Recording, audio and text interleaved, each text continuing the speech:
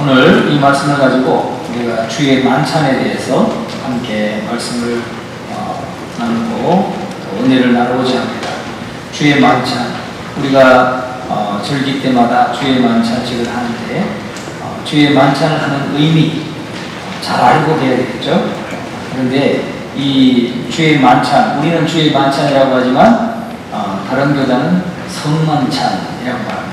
만찬인데 성만찬, 거룩한 만찬이다.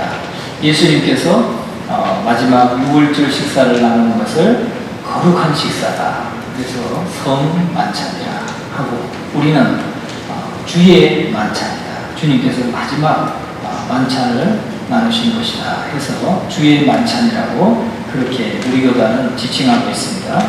그런데 중세에 들어서 중세는 중세 천년을 가리키는 겁니다. 중세 천년 약 한 10세기부터 하여튼 20세기 되기 전에 19세기 이전에 거기까지가 그러니까 16세기까지죠. 6세기부터 한 16세기 그러니까 1600년까지 500년부터 1600년 거기 한 1000년 동안 그 1000년 동안을 중세라고 합니다. 그런데 중세에 들어서 성찬 시에 이렇게 만찬을 주의 만찬 시에 사용되는 뜻과 포도주 자체를 숭배하는 사람들이 있었어요. 미신적으로 그것을 받아들이는 사람들이 있었다는 것입니다. 그래서 이 섭리를 오염시켰다는 거예요. 왜? 우상 숭배하듯이 했기 때문에. 그래서 이 종교개혁을 전후해서 종교개혁은 1517년에 있었습니다. 1517년, 16세기죠. 그러니까 1517년에 종교개혁이 있었는데 이 성찬의 해석 문제로 인해서 논쟁이 있었습니다. 그때에 이 성찬 또는 주의 만찬이 대표적인 견해가 4가지가 있었어요. 4가지. 하나는 화채설, 몸으로 변한다 이 말이에요. 몸으로 변한다. 화채설. 또 공제설, 함께 존재한다, 함께 공존한다 하는 공제설. 그 다음에 상징설, 이건 상징이다, 상징설. 그 다음에 영적인 임재설, 영적 임재설. 영적으로 주님이 임하시는 것이다 라고 보는 견해. 그러니까 우리 침례교단과 몇 개 교단은 상징설을 의미해요. 상징설을 우선은 주장해요. 상징설에다가 거기 조금 더 가미한다면 영적 임재설, 여기까지는 좀 우리가 많이 받아들이고 행하는데 공식적인 것은 상징설을 우리는 지지하고 있다 하는 것이죠. 자, 그런데 이게 어느 것이 완전히 100% 옳고 어느 것은 100% 잘못됐고 그렇게 볼 수는 없어요. 그러나 각자가 그 신앙 가운데 이렇게 지키는 그 세계의 각 교단들이 있기 때문에, 교파들이 있기 때문에 우리는 그것을 같이 한번 생각해보고 우리는 상징설을 주로 주장하지만 거기에 또 영적인 임재설까지는 좀 받아들일 수 있다. 이런 정도의 우리 신앙 고백이 있을 수가 있겠죠. 자, 그래서 마틴 루터는 무엇보다도 먼저 로마 카톨릭의 화채설, 수가 화채를 말하는 게 아닙니다. 수가 화채설이 아니고 화채, 다시 말하면 이 뜻과 포도주, 우리가 주의 만찬식을 할 때 나누는 뜻과 포도주가 화채설은 뭐냐면 예수님의 몸과 예수님의 피로 변한다는 거예요. 실제로 변한다고 믿는 거예요. 그러니까 우리가 받는 그 뜻과 포도주가 실제 예수님의 몸과 예수님의 피로 바뀐다고 믿는다는 거죠. 그게 화채설입니다. 여러분은 그렇게 믿지는 않죠? 근데 제가 저희 외가댁에 그 천주교를 믿는 가정이 몇 가지 있어요. 2가지, 3가지 되는데 외가댁에 조카 결혼식에 갔더니 천주교 성당에서 하는 거예요. 그래서 저는 처음으로 성당에 가서 한번 그 결혼식을 보게 됐어요. 보게 됐더니 여기에 성채함이라고 있다. 성채함. 그래서 성참에 가서 신부님이 인사를 공손하게 합니다. 그거는 열고 또 인사를 하고 신주 모듯이 모셔내는 거예요. 그리고는 이제 성체를 모신다 그래요.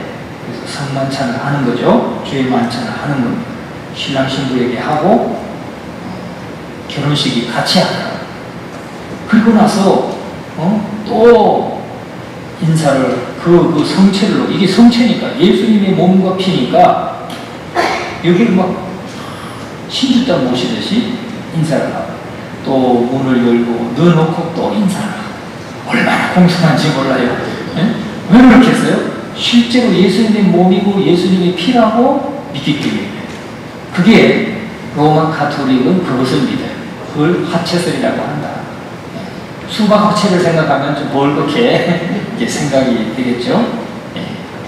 화채, 몸으로 변한다 이 말이에요. 예수님의 실제 몸, 실제 피로 변한다 하는 것이 화채설입니다. 그런데 루트가 누구예요? 마틴 루트가 1517년에 종교개혁을 이루었어요. 그래서 마틴 루트는 실제로 가톨릭의 신부였어요. 그러다가 중세 가톨릭 교회의 사제였는데 그가 성경을 보고 성경을 묵상하고 성경을 아무리 보고 그래서 로마에 가게 됐죠. 로마에 가서 그 베드로 성당에 올라가는 그 계단이 있는데 거기에 가서 고행을 하는 거예요. 고행. 거기를 무릎으로 기어 올라가고 기어 내려가요. 근데 무릎이 얼마나 아프겠어요. 돌계단인데 그게 5개, 6개가 아니고 70몇 개나 75계단인가 뭐 굉장히 길다. 그래서 그거를 무릎을 꿇고 고행을 하면서 한 칸 올라가서 기도하고 한 칸 올라가서 회개하고 또 한 칸 올라가서 회개하고 하면서 올라가고 내려가는 게 그 가톨릭 교회 신자들이 행하는 성지순례가면 행하는 그런 것이었다. 그 당시. 그래서 그 고행을 하다가 거기서 깨달은 거예요. 말씀이 오직 의인은 믿음으로 말미암아 살리라 하는 이 말씀을 깨닫게 됩니다. 고행을 하다가.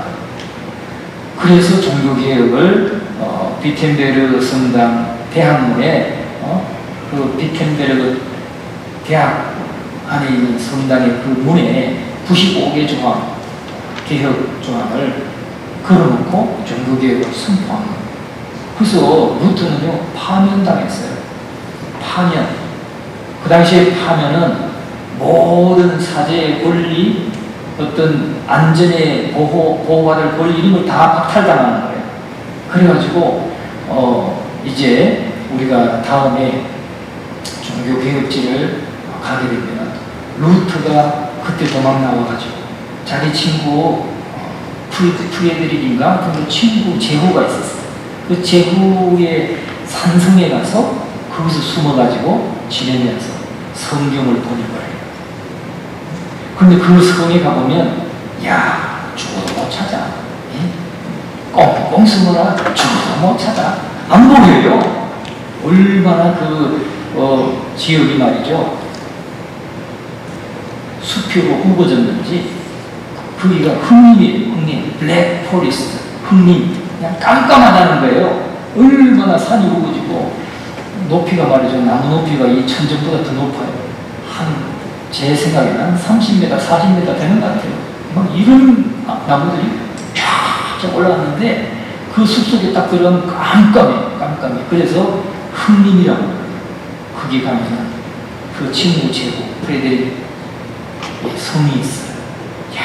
그 숲속에 탁 숨어있는데 거기에 또 성 안에 들어가가지고 이제 루트가 성경 번역하면서 숨어 지내던 방을 가봐요. 그럼 그 방에 그가 앉았던 책상, 의자 다 있는데 다 닫았어요. 말고 닫았어요. 여러분 또 소망을 가지시기 바랍니다. 나는 거기 가봐야지. 꼭 소망을 가지시고 또 기도하시기 바랍니다. 그런데 로마 가톨릭에서 사제였지만 말씀을 깨닫고 종교 개혁을 발휘한 사람이 누구냐? 마틴 루터다. 마틴 루터는 1517년. 그래서 지난 2017년이 500주년 되는 해죠. 500주년. 종교개혁 500주년 되는 날이에요. 우리는 얼마나 지금 감사해요. 마틴 루터가 그런 수고를 하고 그런 자기의 생명을 걸고 종교개혁을 했기 때문에 오늘 우리가 올바른 신학과 신앙 안에서 하나님을 섬길 수 있게 되었다는 것입니다. 그래서 루터는 그리스도의 임재가 뜻과 포도주로 교체되는 것이 아니라 뜻과 포도주에 더해지는 것이다 라고 말했어요. 그는 그렇게 믿었어요. 이 떡이 예수님의 실제 몸으로 또 잔이 예수님의 실제 피로 바뀌는 게 아니라 이 떡과 포도주 위에 예수님의 임재, 그리스도의 임재가 더해지는 것이다 라고 보았어요. 그걸 뭐라고 하냐면 그것을 공제설이라고 해요. 공제설. 함께 있는다, 있을 제자 또는 공존설, 함께 존재한다. 이래서 공존설 내지는 공제설이라고 말하는 거죠. 그래서 루터는 그리스도의 살과 피가 뜻과 포도주의 요소 안에 있다는 주장을 고수했어요. 그래서 루터의 관점을 공존설 내지는 공제설이라 이렇게 말합니다. 그러나 화채설은 부인했어요. 그리스도의 실제 몸과 피로 변한다는 것은 그는 부인했어요. 그건 못 받아들였다는 거죠. 받아들일 수 없다는 겁니다. 그래서 뜻과 포도주는 성결의 기도 후에도 수의 살과 피로 변화되지 않고 그대로 있지만은 뜻과 포도주 속에 그리스도의 신성과 인성이 함께 실제적으로 임재하신다라고 본 것이 루터, 종교개혁자 루터의 견해예요. 그래서 지금도 루터교가 있죠. 우리나라에는 루터교가 몇 안 돼요. 그런데 저 독일에 가면, 그 동독에 가면 대부분 그래요. Are you Christian? 이렇게 물어봐요. Yeah, I'm Christian. 그러면 루터교냐고 물어봐요. 루터라? Are you 루터라? 물어봐요. No, I am Baptist. 그래서 나는 침례교인이다. 이렇게 말해요. 거기는 가면은 루터교인들이 많아요. 독일에는 루터교인이 많습니다. 왜? 거기가 종교개혁이 독일에서부터 일어났습니다. 근데 당시에 종교개혁이 일어났던 그곳은 동독 지역이에요. 지금 이제 통일이 되어가지고 지금은 이렇게 마음대로 할 수가 있는데 거기가 가면 실제로 옛날에 구동독 지역에 있다 하는 것을 참고적으로 그냥 몰라도 되지만 그냥 아시면은 뭐 나쁠 건 없죠. 그런데 이렇게 뜻과 포도주 속에 그리스도의 신성과 인성이 함께 임재하신다, 더하여 임재하신다 이렇게 말합니다. 그래서 이 루터파 신학자들은 공제설이라는 말을 좋아하지는 않지만은 가톨릭의 화채설과 비슷한 것으로 오해될 수는 있어요. 그러나 다르다. 실제로 바뀐다는 것 같고, 그래서 실제로 예수님의 몸과 피를 그렇게 숭배하는 것하고는 다르다는 거죠. 임재하신다 이렇게 봅니다. 세 번째 견해는 뭐냐면 상징설이라고 해요. 상징설. 쯔빙글리의 견해는 상징설이라고 합니다. 즉 만찬에서 그리스도께서 실제로 임재하시는 것이 아니라 만찬은 단지 그리스도의 죽음에 대한 기념이고 상징이라고 주장합니다. 저도 이렇게 가만 생각해보면 조금은 우리가 상징설을 우리가 믿고 따르지만 조금 좀 2%는 좀 부족하지 않나 이런 생각도 들 때가 있어요. 왜? 우리가 아까도 말씀을 읽었지만 한떡에 참여하면서 그리스도가 정말 좀 영적으로 임재한다고 말씀하잖아요.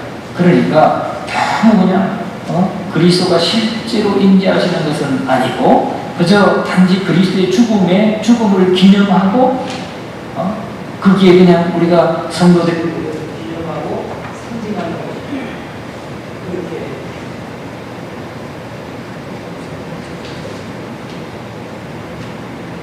위에 방송실 되세요. 방송실 아무도 없어요. 들리시나요? 네. 조금만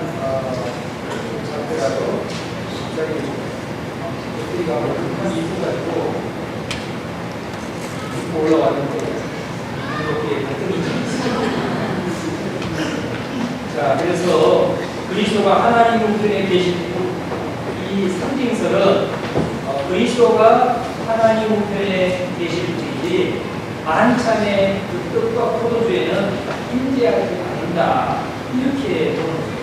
그래서 만찬은 단지 그리스도의 은총을 교인들이 함께 모여서 기념하는 행위로 인류에 지나지 않는다. 단지 기념한 행위, 단지 주님의 그 은혜를 기념하고 우리가 묵상하고 감사하고 한 그런 행위에 지나지 않는다 하고 주장하는 게 쯔빙글리의 견해입니다.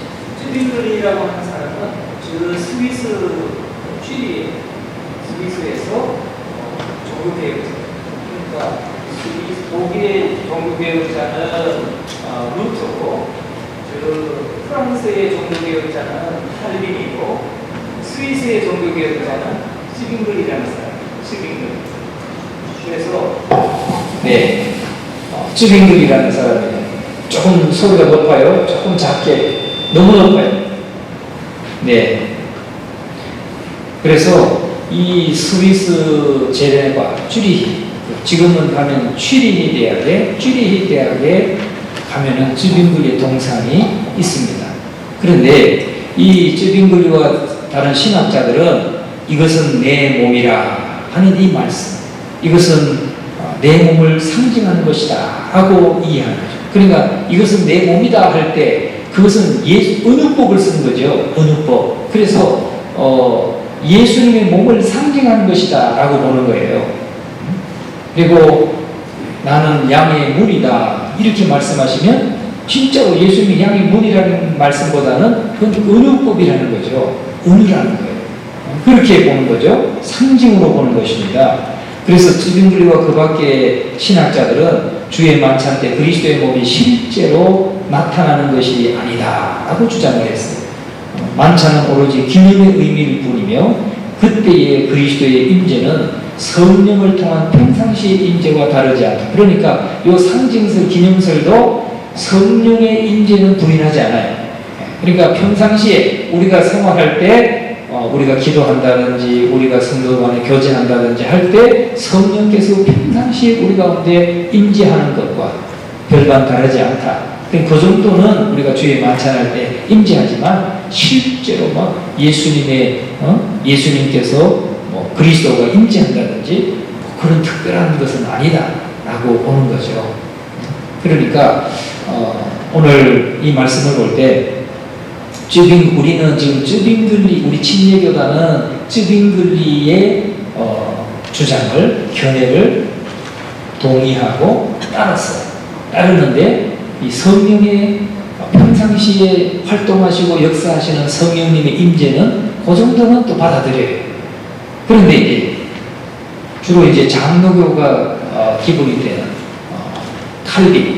칼빈에게는 주로 이제 개혁주의를 따르는 장로교회들이 따르는, 이건 영적인 임재설, 영적 임재설. 영적 임재설은 뭐냐면 만찬에 그리스도께서 영적으로 임재하신다라고 보는 거예요. 영적으로는 그리스도께서 직접 임재하신다는 거죠. 그래서 그것들을 믿음으로 받을 때, 즉 떡과 포도주를 믿음으로 받을 때 그 자체는 이게 변하지 않지만은 성령께서 그 떡과 잔을 통해서 그리스도의 살과 피의 공로와 능력을 전달해 준다고 보는 거예요. 이거는 또 칼빈의 개념이에요. 그래서 또 물론 장로교단도 상징설을 기본으로 하지만 영적인 임재설 이 정도까지는 또 좀 이렇게 더 추가해서 받아들이는 경향도 있습니다. 자, 그래서 존 칼빈은 이 로마 카톨릭이나 그리고 루터와의 논쟁할 때는 그리스도의 실제적인 임재를 부인했어요. 그러나 주의 만찬을 단지 기념적인 것으로만 축소시키는 그런 재침례파와의 논쟁에서는 실제적인 그리스도의 임재를 주장했어요. 재침례파가 누구냐면 그 당시 이 종교개혁 당시에 그때는 이제 주로 세례를 많이 줬잖아요. 세례를 주는데 침례교인들은 꼭 침례를 주거든요. 그런데 그 사람들은 유아에게 세례를 줍니다. 그래서 유아 세례를 주는데 침례교인들은 유아 세례를 인정하지 않으니까 이제 아이가 크면은 너 그때는 그냥 모르고 받았잖아. 너의 신앙으로 네가 고백하고 주님을 구주와 주님으로 고백하고 다시 받아야 돼. 그래서 침례를 줬어. 그러니까 그것을 재침례파라 또는 재세례파라 그렇게 그들을 지칭했어. 그래서 굉장히 핍박을 가했죠. 침례교인들을 핍박을 받았어. 그래서 교인들이 그 당시에 많이 그 박해를 받고 죽었어. 프랑스에서 또 스위스에서. 이런 신학적인 이 차이 때문에 그 당시에는 많이 핍박을 받고 천주교한테도 핍박을 받아서 침례교인들이 많이 죽고 또 장로교를 믿는 그 당시에 개혁주의자들 그 유아 세례를 이 세례나 침례는 한 번 받는 것인데 다시 침례를 준다 해가지고 죽였어요. 그래서 어떻게 죽였냐? 침례를 줄 때는 어떻게 해요? 물속에 잠그잖아요. 너희들 그렇게 물이 졌냐? 그러면 그냥 그 안에서 살도록 해줄게. 돌을 큰 거를 묶어가지고 연못에 빠뜨리는 거 아니면 냇가에 빠뜨리는 거. 그래서 많은 사람들이 죽었어요. 그렇게 해서 핍박을 받았죠. 그러나 그때 그들에게는 그리스도의 임재를 또 말합니다. 그러니까 그 실제적인 임재라고 하는 말 속에 약간 의미가 다르다는 것을 우리가 여러분이 받은 그 프린트물에도 설명해주고 있습니다. 칼빈이 표면적으로 보면은 모순에 빠진 것처럼 보이지만은 실제적인이라는 이 단어를 두 가지 의미로 사용하고 있다는 거예요. 로마 카톨릭이나 루터하고 논쟁할 때는 육체적인 의미로 사용했다는 거예요. 실제적인 임재는 없다 이렇게 말했는데 그때는 육체적인 임재는 없다는 거예요. 정말로 예수님이 이 떡으로 실제로 예수님 살로 바뀌는 그런 임재는 없다는 거죠. 그러나 재침례파와 논쟁할 때는 현실로 존재하는 이런 뜻으로 사용했어요. 그러니까 영적인 임재, 영적으로는 임재하는 것이다 라고 보는 거예요. 그러니까 상징설도 보면은 성령이 평상시에 역사하는 것 정도는 우리가 주의 만찬을 할 때에 임재하신다 라고 보는 거지만 그러니까 너무 한 가지로 딱 잘라서 나는 이것을 믿는다 라고 하기는 좀 어려움이 있다는 거죠. 자, 그래서 여러분 칼빈은 그리스도께서 실제로 참으로 만찬에 임재하신다고 주장하고 있는 겁니다. 단지 육체적인 의미로는 임재하지 않지만 영적으로는 임재한다 라고 보는 게 칼빈이에요. 그러니까 조금 미비한 차이는 있지만 그래도 대동소이하게 영적인 어떤 임재 아니면 성령의 임재 그것을 말하고 있다 하는 것이죠. 자, 그래서 주님께서 우리는 그렇게 말할 때 주님께서 예수님의 인성과 신성을 우리가 봐야 된다는 겁니다. 그래서 여러분들이 그 도표를 보시면은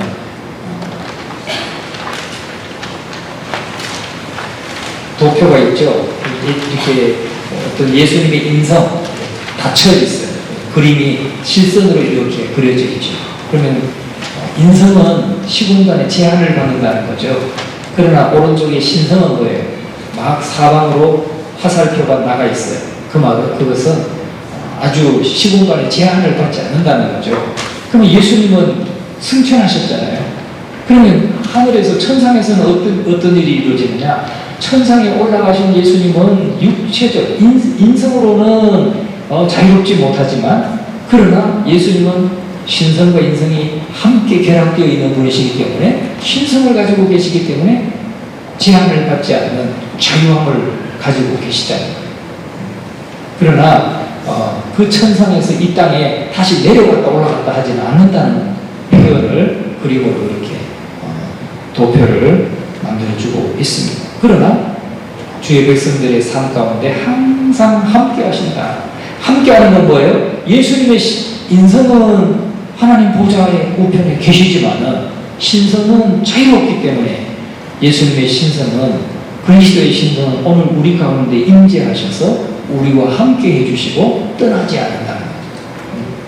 그러니까 이 예수님의 말씀은 결코 모순되는 것이 아니라 일관성을 가지고 있다는 거예요.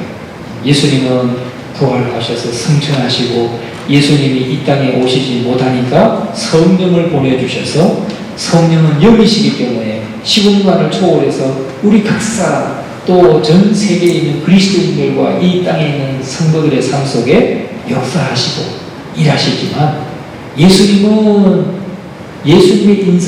인성은 하나님 보좌에 천상에 계시지만 예수님의 신성은 자유하기 때문에 자유롭게 우리를 만나주시고, 세계 어느 곳에 있는 성도이든지 만나주시고 함께 해주시는 그리스도이시다, 주님이시다 하는 말씀을 하고 있는 것입니다. 그래서 우리는 그의 신적인 임재 가운데 우리를 만남으로써 우리는 그의 인간적인 임재 안으로 들어간다는 것. 그래서 우리가 주의 만찬을 할 때 서로 교통한다고 하잖아요. 성도들이 하나로 교통하게 되는 것입니다. 그래서 하늘나라의 평화를 맛보게 되고 그리스도 안에서 영적으로 하나 되는, 하나로 묶여져요. 그래서 우리가 예수 그리스도의 그 몸과 피 흘려주신, 그 깨뜨려주신 주님으로 인해서 모두가 성령 안에서 한 마음이 되고 한 뜻이 되는 그런 은혜를, 참된 교제를 경험하게 된다는 것입니다. 그래서 여러분들이 주의 만찬을 할 때마다 그냥 어떻게 포도주를 어떻게 담그면 이렇게 잘 담근디야, 이렇게 맛있디야, 뭐 이렇게 그런 거 관심 갖지 마시고 오직 주의 참 깨뜨리신 그 몸과 흘리신 보혈에 내가 동참하고 그 주님의 죽으심을 기념하고 또 우리 가운데 임재하시는, 성령으로 임재하시는 그 하나님의 은혜를 갈망하고 그렇게 참여하시는 우리 모두가 될 수 있기를 간절히 축원합니다.